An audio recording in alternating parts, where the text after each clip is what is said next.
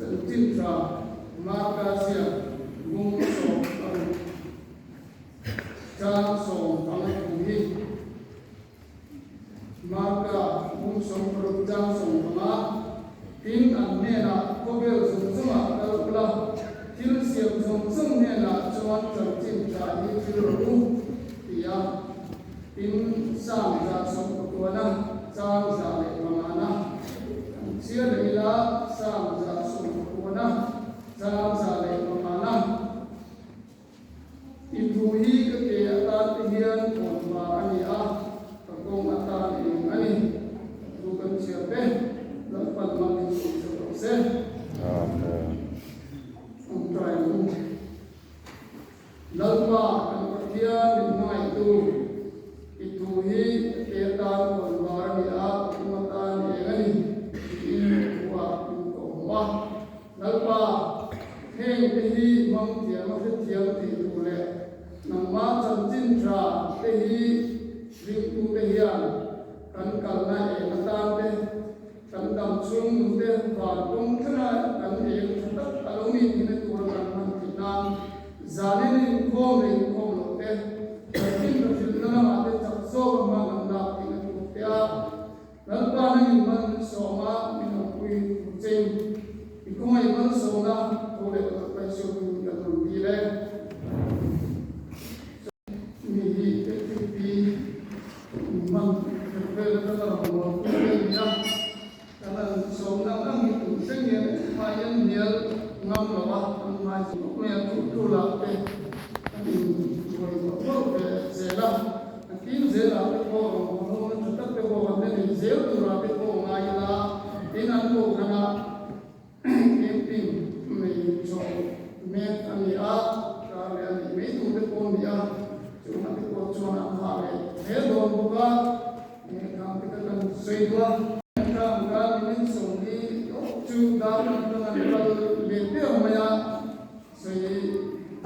to cha cha na ya ka mi sa to pe chu ka pu re pe ko on me de ko pa la sai ko pe ka le ne pe se ko ka sa ni chu a lo mo na me ke ti ya e na pe ko me kam ki ko ni le chang chin tra na ka khai kam tu wi ke wa chuan chang chin vil kam ya chang chin vil na chuan soi tu tam ko ma ya chang chin thalo ma chang chin tra vil na ya chang chin vil ka chang chin thalo vil ko sia te a pin na mo ki tu jam pe sem de skula ko bina kan ko chon kan zira tu ma tam ko join bible koi mo sia te bible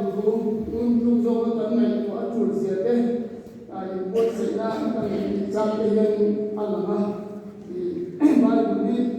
sa ko dang ang ai ni kan lo ching ne to lo le mai ma tam zo chon te hi te ma kan nai ko na tu nai pe chu kan china chu bang in school se lai hi Bible society koi mo sia ti lam tu Bible chunga puril tak tak mi te tan fiat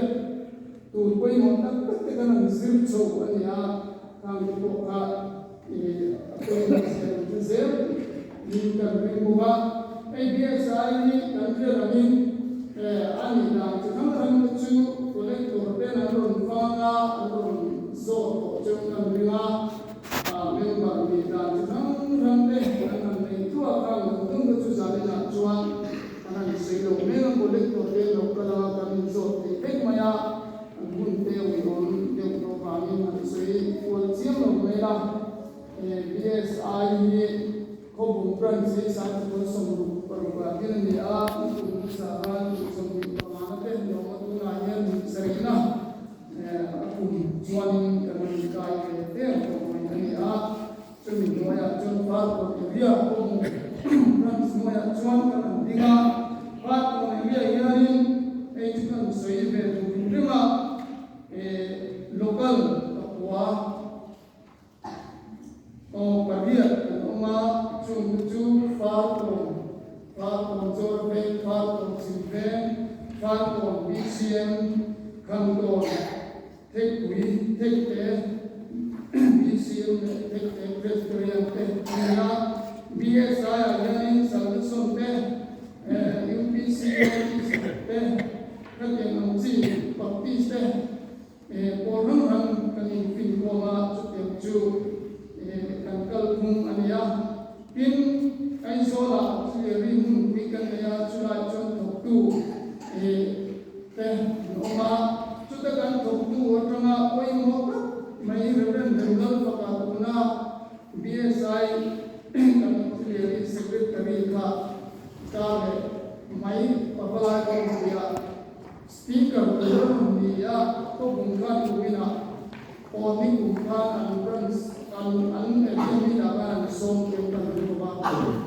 kuna pabalai itu koma speaker dan Bible Society suai bagai main speaker akan menggunakan dia ni koi kerja atau rumah ko tu saya diam dan berada main amat terkait dengan main suai itu yang si mitalen ni tak main kat senap pada pastor yang celai si kan cuan tak main speaker kan sampai kan faham main itu kan itu suai kalau nak tahu itu kan suai itu ani cantik maka pun semua orang semua orang yang nena kau semua kalau orang siam semua nena cantik kaya rutin dari suatu saat muah mantai aku sebut periat jam nak kepokan kapan buka dari suatu rusia tu jam Bible Society sudah cantik rutin nama dan komentara koi mobil dan solar mobil rindu kena kan cakap bermain Bible Society rombona i aku mau nete kan ngai aku nete tema song tak kara ini jangan sesuai dia orang kan nanti kan sesuai orang ya BSI kan dia akan aku berbuat itu tunjangan kan suami tua tu yang berbuat untuk suami mi patian nungtiin kita takin anmawah siapa siapa tu yang aku kangal hum tunai kuera nia kangulan berpakat becon mania kuera man mohong do Bible nei lo patian tu lo wantam sia itu tening ramai dia ada poin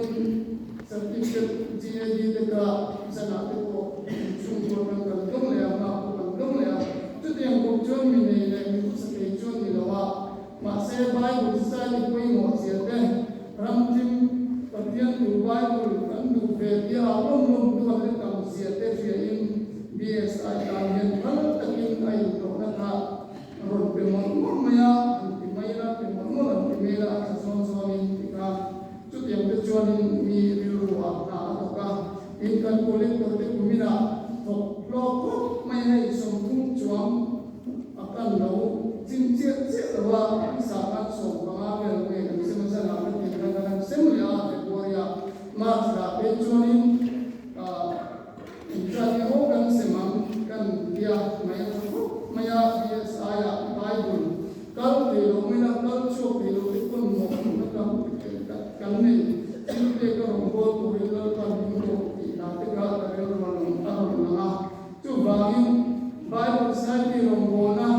sabtong gantim lawa baitong gantim lawa ortong kecai na tong difference tong gantim lawa pase tiam na tong pakatoma Bible Society ya kuisakan koyan sabtong dengan Bible dengan kan kuisa tomang kan anu suwa baitong hindi dengan anu suwa cai na tong deponya tong tobela tong ni trong sama tu atam maya elai yanin kovela yanin trong samsari setum samsari ke pariat belzet awak tampu ni sudah join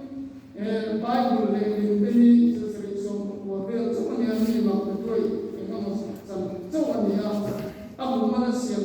sultan ramon te samnya sedi som pagi ke ani buat pindah di setum le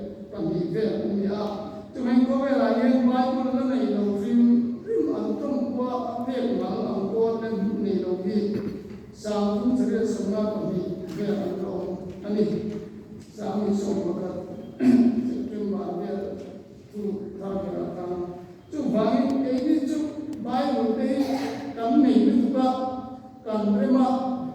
kumkartai keluar kan dah itu juga ayin jarang di dalam kuparin kata koi kan omei dia tu yang tu kan ni itu diambil nak kan kalau mau kita atau doa doa itu macam kan ini itu kan burung di apa orang yang nonda guna cahaya kan ini dia yang lain tu ni bukan macam ni kan kalau telurna kan siapa kan muka tu yang kita baik dengan lomo siapa yang kan baik saya ni hok pulang kecuali itu pun suatu in project ke budget ke minggu tu kurang na tu yang cukup minggu ka ke ini boleh guna kan budget becu singgung sangat sering ni ahli bahasa pun dan sebagai kan lak ya tapi tengok maya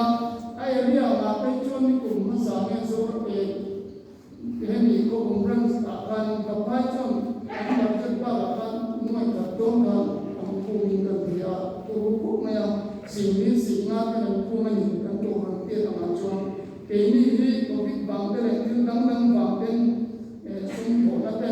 tama e damnate amara tumangin kana utar chapche awasoi damte kan chalona bangte ko ni mai ne chuma bangchuan batsete kan da lone na ti dau ko kumin kan ma ama chu kana utangdo to na te dia namun se chuan mon purgin far mo center per me itu berarti itu ka budget ko ni kan siam ni ka bayar saya to to sum ka mani to rani ka felila in PSI to kan to war ko ran pe to war chung ko ti mama me tra me ko ran ru le ko ran yang na ro ta kin no mai lo dia BSI campaign ayan sujina tutak BSI ko la to on pe ma sia so no pa pe ma sia ram para ma sia bila via via sen ta zon BSI ya chung ko ma ro chu ko so le de se tum so pa na ka ro pe la ni ni lo ba ko le ko ran ro ka la a ko tu chen so tu ba ni ko chen so ba no pe me chen so bin ko ka tapi ni aku pernah cuan Bible masa ada sudah ini tu yang dia cuan sangat ker ka kan orang bawa boleh boleh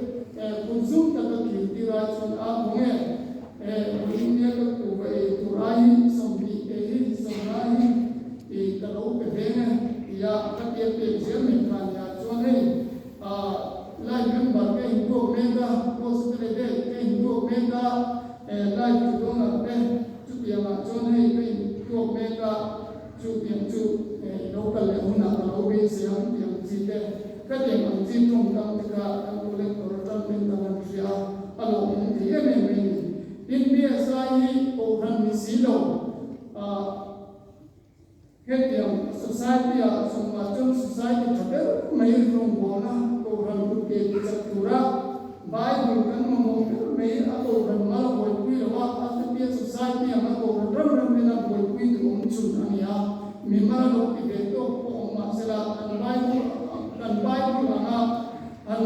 itile an na thoma sa te ko bol ya an fa hendi akan kana ne adut nahi munda ate han kalila han sintai la Bible te han te gilila in kom du tai la ho tu te lo tai la Bible te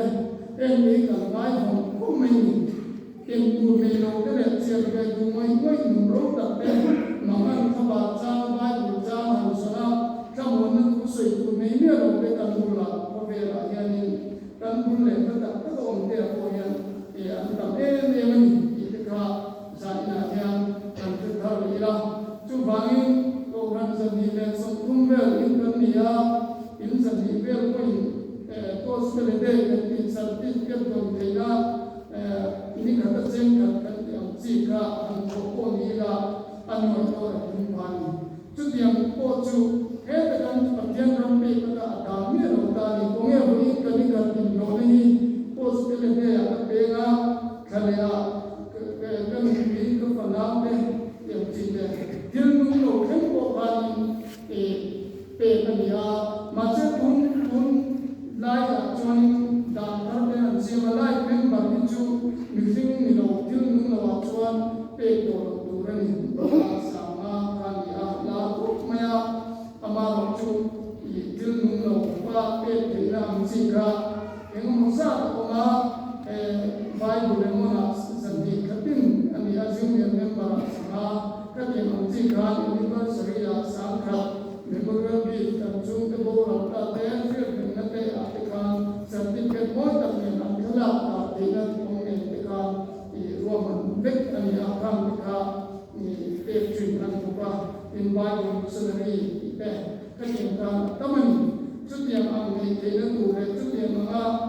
katakan yung ipon kan konsepsi yung takin nasa takin asa ale yung sabi kan kung kairing niya niya chubangin Bible study po yung uminayan tayo kan din to may kaya sana ka sa iyo pagkat ko'y mo na medyo program loro ako mismo maton Presbyterian nitra iba na program di anjuna Presbyterian kan hoy lam tu mizoram to kan o mizoram ni pui te po hian kan hoya kan kal pui na chu mizoram ni pui te po hian kan kal pui na bi kan ni engila o sino ta che pui to cho ni mizoram ni an ni ke bek maya a hoy lam ni chu tilin adi pot por me ni chu bangin kan ko ran mi nge te po hilai bi sa te po hian ni thuai tu an ni a friend doctor is bangal awa APC principal pension te po ko thuai tu an ni a president ko mo per secretary a kan speaker tu ka me me no ka tu secretary ni a chu kan ko ran mi ko mo ni tu ka bi sa ko thuai tu an ni a pui pa hi kan ni ren nei nga ti nge ka mo chan ti to ran yen per kan ni a an thuai na moi no chuan kan thai ko da ko ya mong san ko an ni ye thuai tu hi kan ni ren nei kan ko tu ta thuai tu ni ren si BSI chak na tura biak sin ta fa ko ko ran ka biak kai ko tu kan ni la ya an fual be kan ta ka areng no ni ama tu BSI ba he ta som pa ka te ko ran sinod du da ang ni wa ko pen siam no chu areng no wa chu tiang ko pen no le kan patian ram ni boy no wa BSI no na hi ko ran ni ngan te ko tuna le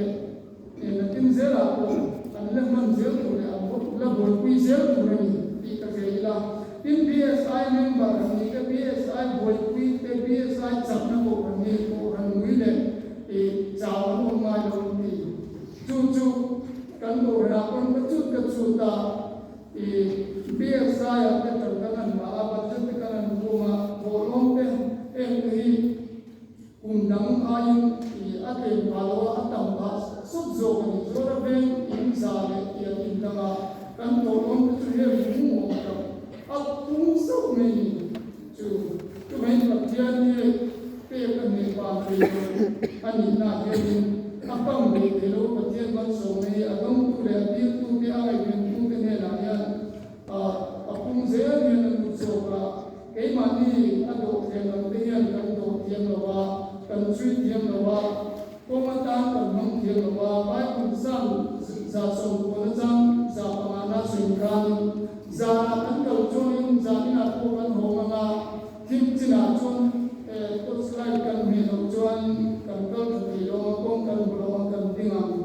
chu bangin kan ring tu na te he kan ko ran te le ko ve kum ku em jing la ni swa nung sui tu te ko he bai bul li pathian ta na ho kan bo na kan kharam kan mun na zo an ya kan ko ma tan em pui mo se chu ka em za te electric tin za te yan em pui mo se chu kan fe ni chu bangin kan ko ma tan em kan kharam na mun soi tu ko ma tan em ram ka se kan fe kan komata ni di alam tin ni ka chu bangi si no kan le e no kan chu kan ni jawi no kan ni kan chu lai ni no kan chu ti ma kan chu ti nai na no boy chu te ma ya in chi ba pala ba te na ku te na an chu te ni chu e ma bai bo ring no chu tiang che chu ni chuan op na Bible ngay no ke Bible kuma tan nam tiang no ke India na ta kal te Bible na saida ni kaya ma din tong kam tiang no te Bible ku rula bet na na ba nga e Bible tiang rula ke sing te biak ni ko kan te ngay na ngai va an kal so la ni chui ba la an kong em tu wa ka ni Bible ka tiang tu e ma roi tu ga an man no va ni chu va ni e ke ni ko sa ni na nam hian Bible kan kumata na em kan ring tu ni kan cover ni kan so zel tu ra aring tiang ko piang an wa ni me do na ni Julai Bible tu tiang ko ko koi mo si chu kan kumata na em kan so chu cover la mi kan so yang kan en mo sa tin an dam ko ve wa en kan so Bible ka tiang ko ko ni ka tiang ko ko man ti yen min ka tiang ni fi na siama akan na to at ru ta kia he ke ni fi na to kum dam ni vin he Bible sip tu mi so ni ve to hi mun ram ram om doctor te vera ben te ministry te mi moi indo te le den te ni Bible sip tu hi ma se akara nan kal moya abula patien to kum siap ke kan ni ba kan patien to kum ti kan Patian in fiat na apel mga siani. Patian fiat pit mga siani. Itigan yung prokum ay akan ni ang sritay na patian so ome. Tubangin buhay ang alam muay noy na sonan kalbe na kanin diyan mo. Kuya tukan soya. Tukan soya soya kan kimase ato patong sandang na cross na. Amane na kire na kurin long sa takin kato ka. Juta tutun patian fiat pirasiya kan le ko dang su pabul lama itu atau lama mulo do ke musu mase he kan Bible chu patian ko kum patian na asia tu ke ka ama o mangaya asia tir ni bami aboi velwa as he ta bum kan ta ke velwa he ta bum lama chu ni pia ta ke no ke mi mol ke ke no ke na pia ta ka ta sia ke tu ni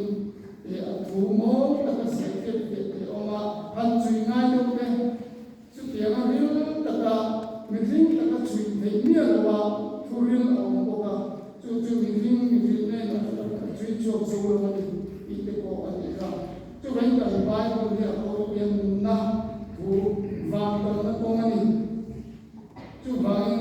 he kan Bible kom chu ke mithing mo i tuna tam chuan vei lo kon vei la vei lo kon lo vei na lei la ei ma ni san dam na su lo e ta ko me mun na mi ka he to ba no sa ni ko la ka to lo man kha va rom kai vei na tiket ka tam lo pe re ma ya i ko sa tin ko man kha ni Bible pathian tuan lo ne ya he ta fa ko na na chung ka e ta sa pra ma ko lo ko la ka chu pe lo ka chu to pe chu mo chu Bible study mangen romi bor na isung tu kan katso pelo kan isung sunga biya kite katyan angka patyan kalen rang rang biya katso pelo pero mo na tilbiya pero mo tehi kamay kui mo teu tika ngaya ato na bera kan so pechu incho yen he Bible study rom bona kan nam se ro ro hian nei ma ni mara chung ko a ko ran ko kan sang do ni chu bai pathian tu Bible ngai ken lo de Bible no ram re re chu tuna ko England rama prime minister chu him tu ni ta Bible aya amma ni le ka ko te am nem me do ra ko ma ni ka ro ko be ram ru pi de America chu president la do na holy Bible ni nem chuin tu ti ma ala ta ku thing na anan soi che ang ko ran tam tu ti ka ti kan di kanan tindak tekan ke setone an dia Indo ke setone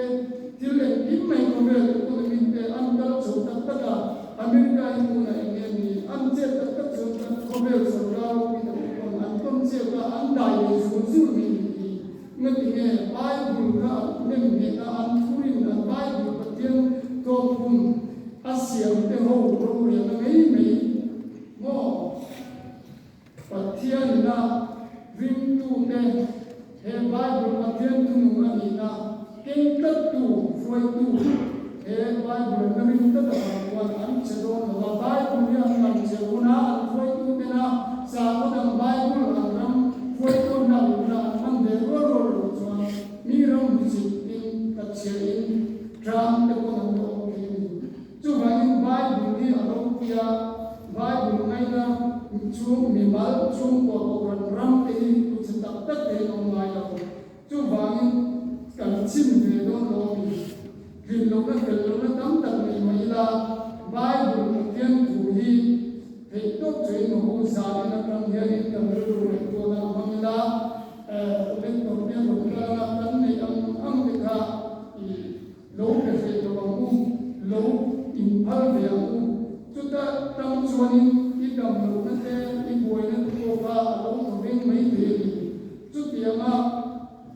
i ta tak bi sa la i kan ya ba in kan na dam to ru wa dam ne ka ti ba i te